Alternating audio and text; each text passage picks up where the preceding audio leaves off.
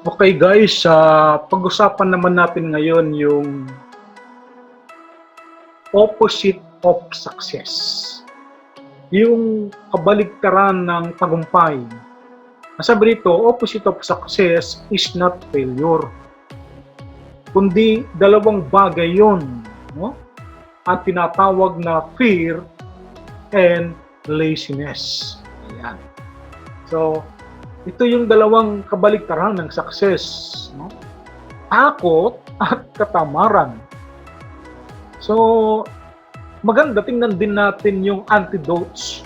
Siyempre, alam na rin natin yung laziness, yung katamaran. Ayaw kumilos, ayaw gumawa. Kaya ano yan magkamag-anak si fear at saka si laziness. Kaya ayaw gumawa, may kinatatakutan. Kaya ayaw gumawa kung ano-ano ang dahilan. Kaya magkamag-anak yan. Ngayon, kailangan iwanan natin yan. Kailangan gamutin natin yan. At ang tanging gamot dyan ay palitan yung fear ng tapang. Courage! Magandang araw sa iyo, kabayan. Welcome sa Doktan Videos, ang channel na naghahangad ng iyong pagtatagumpay. Paki-subscribe, kabayan. Salamat sa suporta. Panoorin mo ang ating video. And hard work. Yung laziness, palitan natin ng hard work, ng kasipagan. Kasipagan. Tingnan natin ito, mga kabayan. Ano? Itong chances of success. Sa buhay na ito, okay, kung minsan nainggit tayo doon sa mga nagtagumpay, pero hindi natin alam yung mga pinagdaanan nila. Lahat yan ay nagsimula sa wala. Nagsimula sa isa. Hindi basta nakarating doon sa tugatong ng tagumpay, may mga pinagdaanan yan. So, sa simula pa lang, kung magsisimula tayo, siyempre madilim yan. Wala kang matanaw. Walang kasiguruhan. Kapag ang ating kaisipan, di ko kaya, I won't, ay hindi tayo makapagsisimula. Ayaw mo eh.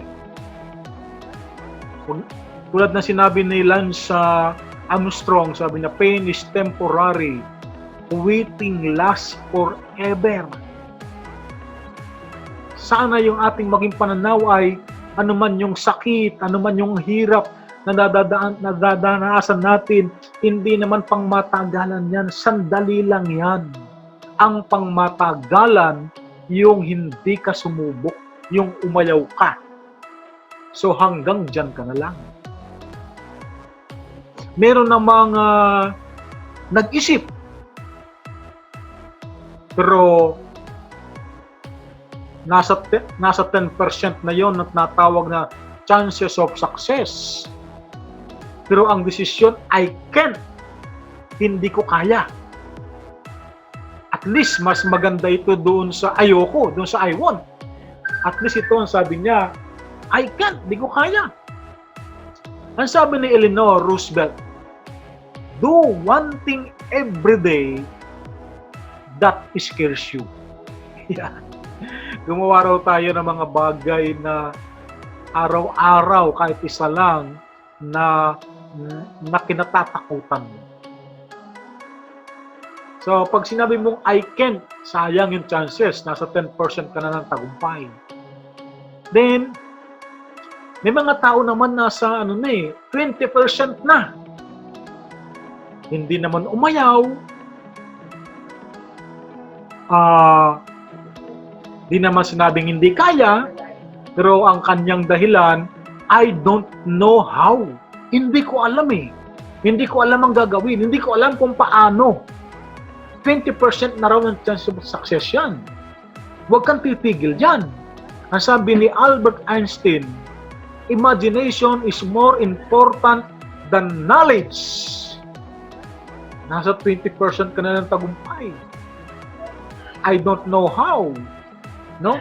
Actually, napakadaling yan eh. Ang pinakamahirap yung why. Bakit mo gagawin yon?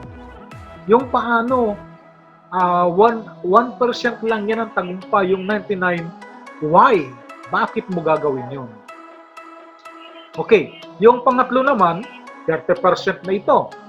No? I wish I could. Parang, ito na, parang nangarap na sana magawa ko. Pag ganun daw, ay nasa 30% ka na ng tagumpay. Ang sabi ni Mahatma Gandhi, be the chance that you wish to see in the world. Be the chance that you wish to see in the world. 30% na yan. No? Nag-ano ka na eh. Nag-wish ka na eh. I wish I could. 30%. So, wag kang titigil. Nag-wish ka na eh. Magpatuloy ka. At sabi dito sa chances of success na to, 40% daw ay yung mga nandun na sa I want to. Gusto ko gawin yun. Gusto ko maabot yun.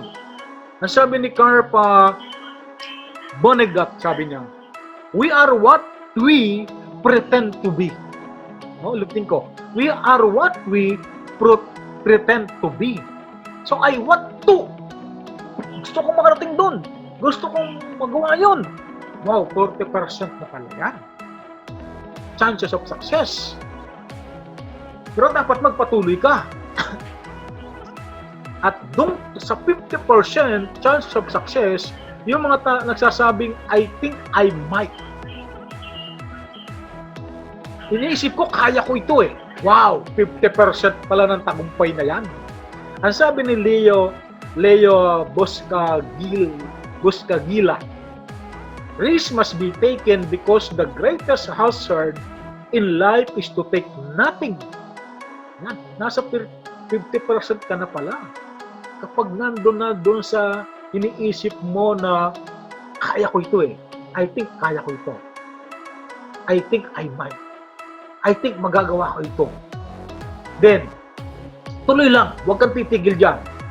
Huwag kang titigil.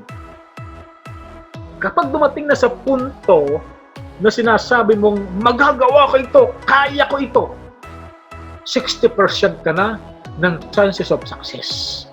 60% na. Wow! Nasa 60% na. Ang sabi ni Steve Jobs, kilala ni Steve Jobs, no? Yung inventor ng cake, sabi niya, stay hungry, stay foolish. Ngayon, maganda, pag patuloy ka, pag nandun ka na sa galagayang, I think I can. Parang sa isip ko, kaya ko ito. Nasa 70% ka na ng chance ng tagumpay. Sabi ni Babe Ruth, it's hard to beat a person who never gives up. Niisip niya, kaya niya, hindi marunong sumuko. Sabi niya, ito yung mga taong mahirap talunin, hindi marunong sumuko.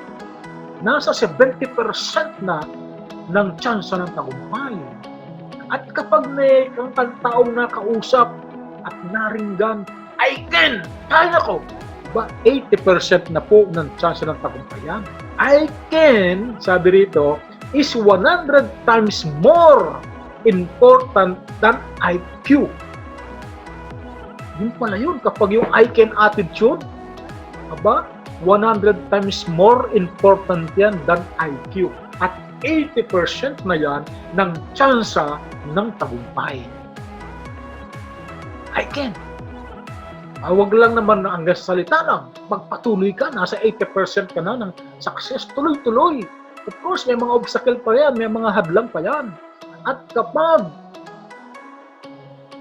nasabi mo na, I am, ayan, nasa 90% ka na ng chance ng tagumpay. Ang sabi ni Suzanne Wayne, your life is an occasion, rise to it. I am. Ito na. Kilala mo na ang sarili mo. 90% na ng tagumpay yan. Then, dahil kilala mo na ang sarili mo, tuloy-tuloy ka, hanggang maabot mo yung tagumpay, yung 100%. At masasabi mong, I did! Kaya ko! Nakaya ko! Naabot ko! Ang sabi ni Thomas Edison, genius is 1% inspiration and 99% perspiration. Wow! Hindi pala puro inspired ka lang. Inspired ka nga, wala kang ginagawa, wala rin. Ang sabi ni Thomas Edison, 99% is perspiration. Salamat kabayan, nawa ang ating video ito ay nakatulong sa iyo at nagustuhan mo nawa. So inaasahan ko yung pag-subscribe at pag-click ng bell button at ng select all. Magkita-kita tayo sa ating susunod na video. Maraming salamat kabayan sa iyong panonood. Nawa ay nakatulong sa iyo ang video ito. Salamat sa pag-subscribe, thumbs up, at pag-share nito sa iyo.